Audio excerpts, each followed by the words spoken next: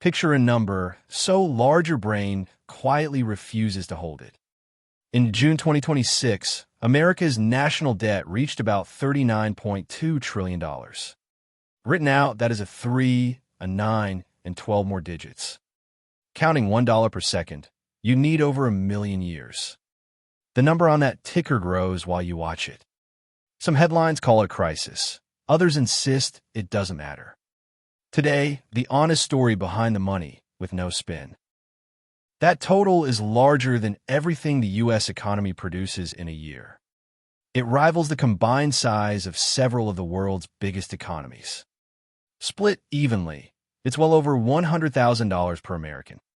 Stack the dollars as bills, and the tower leaves the atmosphere. But a country is not a household, and that comparison can mislead. So before we panic or shrug, let's ask a simple question. What actually is this debt? We're told to imagine the government like a family with a credit card. It's a tidy image, but it quietly breaks down.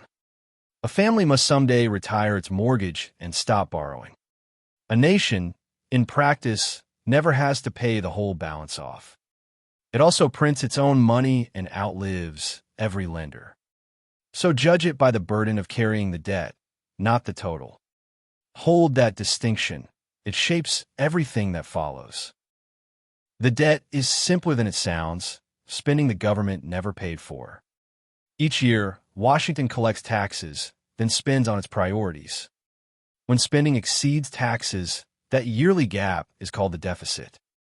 Keep the two words straight. The deficit is 1 year's shortfall. The debt is simply every past deficit stacked up over time. It reflects decades of choices, not a single moment of failure. And it has climbed under presidents and Congresses of both parties. To cover the gap, the Treasury doesn't simply visit a bank. It sells bonds called Treasuries, which are essentially IOUs. You hand over cash today, the government promises repayment plus interest. These come in many lengths, from a few months to 30 years. For decades, they were considered among the safest investments on earth. Investors broadly trusted that America would always pay what it owed. That trust is the quiet foundation under the whole system. Not all of that $39 trillion works the same way. Some is money the government technically owes itself across its own accounts. Think of trust funds lending to the rest of the government. The piece economists watch most is debt held by the public. That's the portion sold to real investors at home and abroad. It's the slice that must be financed in actual markets. So the real question becomes, who is holding all these IOUs? The biggest answer surprises people, Americans themselves. Pension funds, banks, insurers, and ordinary savers hold large amounts. If you have a retirement account, you may be a lender. The Federal Reserve also holds a substantial stack of treasuries. It accumulated them over years to support the economy. Interest paid on those Fed-held bonds largely cycles back to the Treasury. So a large share of the debt America effectively owes to itself. The rest is held abroad by foreign governments and investors. For years, Japan and China have been among the largest foreign holders.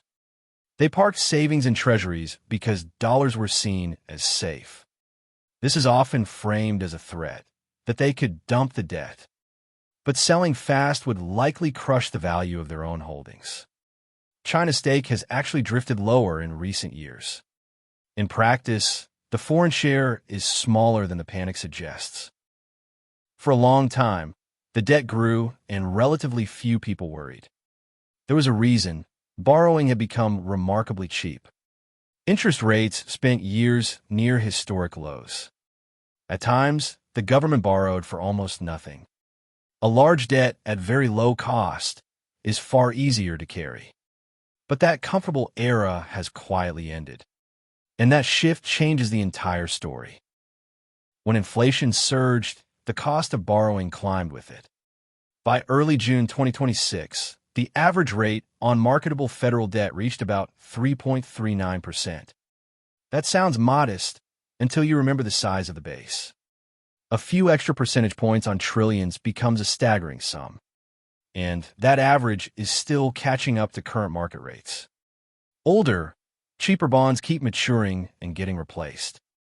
Many roll over at today's far higher rates.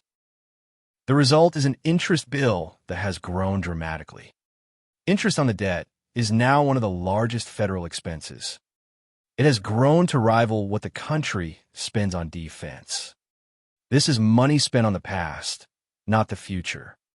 No new roads, no research, no benefits, just interest. Every dollar of it was promised by yesterday's borrowing. And rising rates make that line grow faster than almost anything else. Economists rarely focus on the raw dollar total alone. They compare the debt to the size of the economy. A bigger economy can shoulder a bigger debt, just as a higher income can. Debt held by the public is near about 101% of GDP in 2026. The CBO projects it could reach roughly 120% by 2036. That would push it near the highest levels since World War II. The trend, more than today's number, is what concerns analysts. Here is where economists start using a worrying word: spiral. Follow the logic one step at a time. Higher interest rates raise the government's interest costs. Higher interest costs widen the yearly deficit. A wider deficit means the government must borrow even more. And more borrowing can, in turn, push rates higher still. Now the loop closes, and it can feed on itself. More debt, higher rates, bigger interest, then more debt again. In a worst case, a country borrows largely to pay interest. That is the debt spiral in its purest form. It's why the interest bill, not the headline total, alarms experts. But before we declare collapse, one crucial fact changes everything. People often compare the U.S. to Greece during its debt crisis. Greece nearly collapsed under debts it could not repay. But the comparison misses one decisive difference. Greece borrowed in euros, a currency it could not create. It depended on a central bank it did not control. When markets lost faith, Greece had little room to maneuver. The United States is in a fundamentally different position. America borrows in dollars, the currency it alone issues. It cannot be forced into default simply for lack of dollars. It can always create the dollars needed to make a payment. So an involuntary, Greek-style default is essentially off the table. The only realistic default would be a political choice, not a forced one. That is a genuine and powerful protection. But that power carries a catch most people overlook. Creating dollars to pay debt is not a free escape.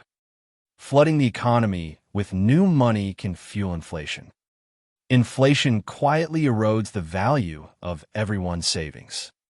It is sometimes called a hidden tax that no one votes on. So the choice isn't default versus safety, it's default versus inflation. That trade-off is a real cost, just a different kind. The protection is real, but it is not a magic wand. The dollar remains the world's primary reserve currency. Global trade, savings, and central banks heavily rely on dollars. When trouble strikes anywhere, money still rushes into treasuries. The world's steady demand for dollars helps America borrow cheaply. Observers have long called this the exorbitant privilege. It is an advantage no other nation fully enjoys. But a privilege built on trust can also erode. So if default isn't the danger, what is? The first real risk is crowding out. As interest takes more of the budget, less remains for everything else. Infrastructure, research, and defense all compete with the interest bill. Heavy government borrowing can also pull money away from private investment. Over time, the government may lose room to respond to new crises. It is less a heart attack than a slowly tightening grip. The second risk is rollover, the endless refinancing of old debt. Trillions in treasuries mature and must be reissued every year. Much of the debt is short-term, so it cycles back quickly. Each time, the new bonds carry whatever rate markets demand. If rates stay high, the cost compounds with every cycle. The debt is rarely paid off, it is mostly rolled forward. That works smoothly as long as buyers keep showing up. Which leads to the deepest risk of all, confidence. The whole system rests on trust that America always pays. Repeated debt ceiling standoffs can chip away at that trust. If investors ever doubt it, they may demand higher interest. Higher rates feed straight back into the spiral we described. Confidence can hold for decades, then shift surprisingly quickly. It is the variable no spreadsheet can fully predict. There's a slower threat too, called de-dollarization. Some nations are exploring ways to trade outside the dollar. If global demand for dollars faded, borrowing could grow costlier. So far, no rival currency comes close to replacing it. The euro and yuan each face deep limits of their own. The dollar's dominance looks durable, but not guaranteed forever. It is a slow tide to watch, not a sudden wave. It helps to ask honestly how the debt grew so large. Wars, recessions, and emergencies each push spending higher. Tax changes and the pandemic response added to the gap. An aging population also raises long-term benefit costs. Healthcare and retirement programs are the largest long-run drivers. No single party or president created all of it. It is the accumulated arithmetic of many decisions. Reasonable economists genuinely disagree about how urgent this is. Some argue a wealthy, own-currency nation can carry high debt. They point out that warnings of disaster have come and gone before. Others warn the rising interest burden is a serious long-term threat. Both views rest on real data, not just ideology. The honest answer lives somewhere between panic and complacency. Anyone claiming total certainty is overselling the case. Let's be clear about what the evidence does not show. This is not an imminent collapse waiting next quarter. The U.S. is not about to run out of money. Treasuries are still bought by investors around the world. Auctions continue to clear week after week. The danger is gradual pressure, not a sudden cliff. Overstating the crisis can be as misleading as ignoring it. So what is the debt, honestly weighed? It is a serious, slow-moving fiscal challenge. The rising interest cost is the part that truly bites. It quietly narrows the choices available to future leaders. The risk grows with time and with higher rates. Urgent enough to address, not urgent enough to panic. Mathematically, there are only a few ways to ease the burden. A government can grow the economy faster than the debt. It can raise more revenue through the tax system. Or if it can slow the growth of its spending. Steadier, lower inflation can quietly help at the margins too. Most realistic plans combine several of these levers. Which mix to choose is a political decision, not a math one.